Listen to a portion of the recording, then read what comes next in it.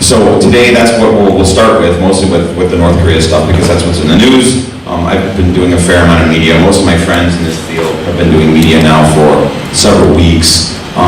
Is there going to be a war, and Donald Trump, and THAAD, and airstrikes, and all this sorts of stuff. So we'll sort of start with that. And then I'd like to discuss South Korea in the second portion of my discussion here, and that will be like what actually happened with Park Geun. The details of it are actually really, really tangled, so I'll just give sort of like a brief version, and then I'll actually talk about what I think it means. The actual details of who gave money to whom is is still not really entirely clear, I think, to a lot of people, so please don't push me in that too much.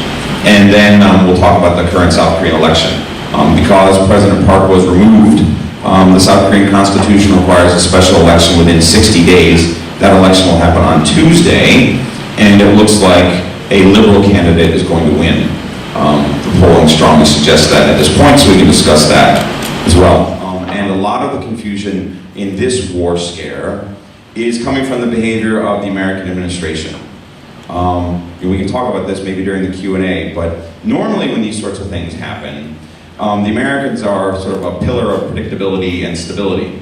In the last 5 or 6 years, 8 years maybe, there have been 2 other war scares, one in 2010 and one in 2013.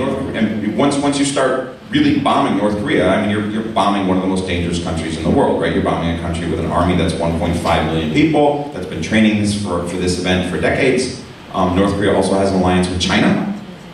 Once the American bombs start falling, the North Koreans will almost certainly call up the Chinese and say, help.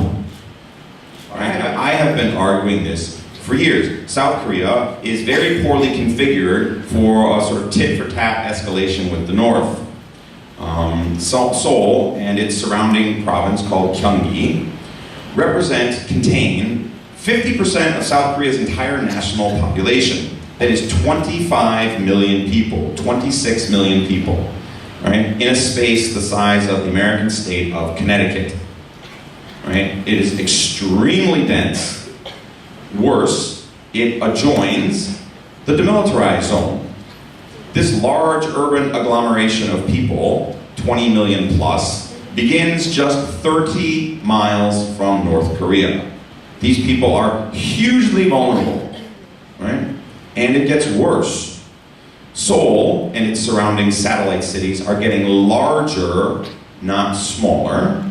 And the South Korean capital infrastructure and the center of the economy is all located in Seoul also. So basically, the heart of Korea is 30 miles away from one of the world's most fearsome militaries equipped with nuclear weapons now. This means that South Korea is extremely vulnerable to sustained enemy retaliation. If the North Koreans were to actually drop a nuclear weapon in Seoul, it would kill 500,000 people.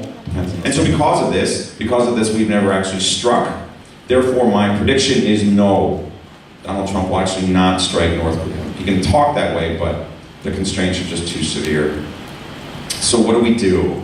What do we do? Let me make a couple suggestions. And to simply flood North Korea with as much information as we can, because the more North Koreans learn about what the rest of the world is like, the more North Koreans learn that their own government is very corrupt, that the Kim family are not sort of the North Korean elite at the very top is a monarchy. Last name being Kim, so we call them the Kim family. We're now in the third Kim. Okay, what else? China. North Korea is not independent. North Korea has a lot of trouble standing on its own. For most of North Korea's history, it had a patron, that was the USSR. When the USSR collapsed in the early 1990s, China, which is now North Korea's patron, did not really start supporting North Korea until around 2000 or so.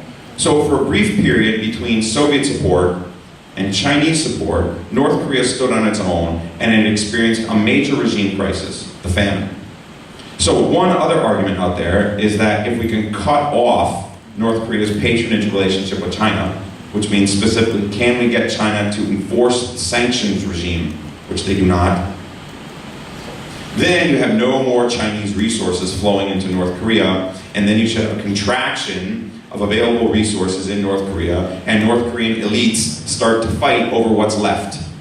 To get to this point, if the North Koreans actually have a proven functional nuclear weapon, right, ICBM that can fly all the way across and strike CONUS, Las Vegas or St. Louis or something like that. If they prove they can do that, in my opinion, the Americans will strike, regardless of what the South Koreans and the Japanese think.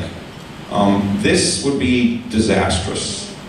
So to my mind, we're now on something of a clock. We're now on something of a clock. We're now on sort of a countdown, right? The next 5 to 10 years, right? Will the North Koreans actually get this? When we get to that point, will the Americans strike? Let me shift to South Korea, and I'll talk briefly about the impeachment scandal, and then we'll talk about the election. They're kind of tied together. Here's the basics, though. The president was removed primarily for 2 big reasons. One, the Constitutional Court, the High Court of Korea, agreed that President Park had known about Che's efforts to basically extract bribes, graft from some of Korea's largest corporations. And then also, the Constitutional Court also accepted that Che had played an improper role in state affairs. It's more complicated than that. I would encourage you to read about it if you are interested. But this is important. This is important because it then actually led to a full and completed impeachment of a presidential executive. South Koreans just showed us how to forcefully remove a corrupt president without violence, without terrorism, without the military on the streets, without a coup d'etat, right? For 3 months, there were demonstrations on the streets of Korea's cities that at one point were so large they represented 4% of the entire national population. Try to imagine that. 4% of the entire country marching in the streets. Nobody got arrested. Well, yeah, some people got arrested, pardon me, but nobody got beaten up, nobody's car got set on fire, nobody got murdered, nobody got knifed, none of that, right? The protesters even picked up their trash when they were finished. Can you imagine, I'm an American, can you imagine the Americans doing that? Man, no way. We'd be like burning cars and throwing chairs through the window of Starbucks and everything. Oh my God. Can you imagine what the Americans would do? Okay, so let's then switch to the election. So, on the left, there is a small far-left party in Korea. There is a larger center-left party in Korea. There is a centrist party in Korea. And then there are 2 center-right parties. So basically what you have is sort of far-left, left, center, right, and then there's no far-right party in Korea. There's no fascist or sort of anti-immigrant party in Korea. The far-left party will probably get around 8 to 10%. It's okay, I guess, but whatever. The centrist party, which is called the People's Party, and their candidate is a guy named Ahn Cheol-soo. Ahn Cheol-soo was actually doing pretty well, and his numbers have recently collapsed. We can talk about that. On the right, the old party that supported Park Geun, as you might imagine, has been very badly tarred, very badly stained by the scandal. In order to sort of get themselves away from this, they renamed themselves in an effort to sort of say they weren't actually the Park Party, they were. And they also had a factional split. So we actually now have the main right-wing party, which is known as the Liberty Korea Party, and a small factional party of anti-Park MPs, right? And so they're each actually running their own presidential candidate. What this means is that the vote on the South Korean right is split of that. In my opinion, this is the biggest story of the South Korean election, is the implosion of the South Korean right. South Korea has traditionally actually elected conservative presidents. Since democratization, 1987, Korea has only had 2 liberal presidents. In part, I think this is because of North Korea. I think North Korea often menaces South Korea, and that drives South Korean voters to the right. Now, the right is kind of imploding. In fact, so desperate is the South Korean right to escape Park Geun-hye's shadow that the South Korean conservative candidate Hong is calling himself the Donald Trump of Korea. Sort of Arnold Schwarzenegger strategy. However, he has not managed to nail down those loose conservative voters, right? And we can talk about why, but the centrist candidate has just not picked up traction. What this means then, and what we'll sort of finish with, is that a liberal, the left-wing candidate, will probably win. His name is Moon Jae-in. His party is the Democratic Party, or the Democratic Party of Korea. But yes, so this will be a big transition. We'll now have a left-wing president in Korea. There is a fair amount of anxiety among sort of the Western analyst community about what this might mean. We can talk about this too. Traditionally, the South Korean left has been sort of softer on North Korea and has been tougher on the United States and Japan. We can discuss this as well. I guess we're just sort of out of time, but that is my prediction. I don't think it's particularly dramatic at this point to say that that Moon will win. So I will stop there. Okay, thank you very much.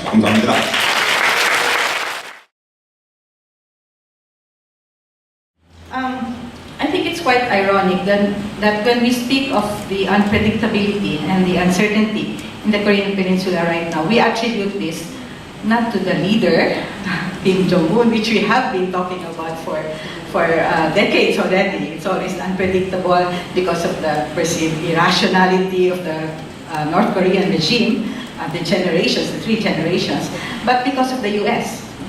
So in many presentations we are now hearing about the uncertainty arising from what US actions will be.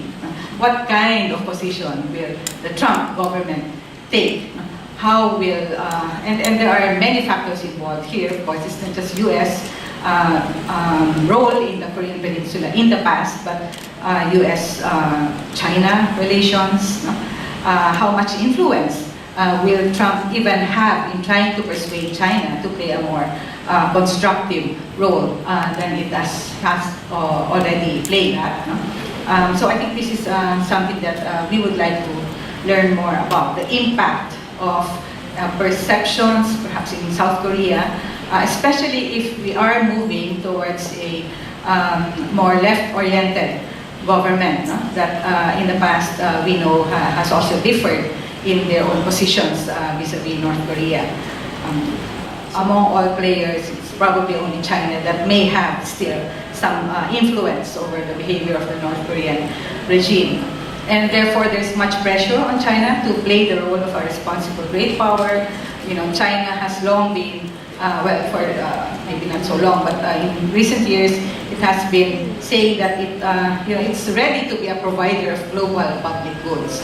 And what more important global public good can China help provide the world right now than peace? And perhaps the flashpoint right now is on the Korean Peninsula. So if, from China's perspective, if you can find a solution, or at least make some progress with North Korea's actions through China's own influence, then it will be able to establish its credentials as a provider of global public good. On the other hand, we see from the presentation that China has not really been that forthcoming. It goes through some motions, but there is much more. There's a sense that there is much more that China could be doing, but it's not. And that, for me, raises the question, does China really see it as in its interests to play this role, a soft landing instability? China's own security threat perceptions are also entangled with North Korea.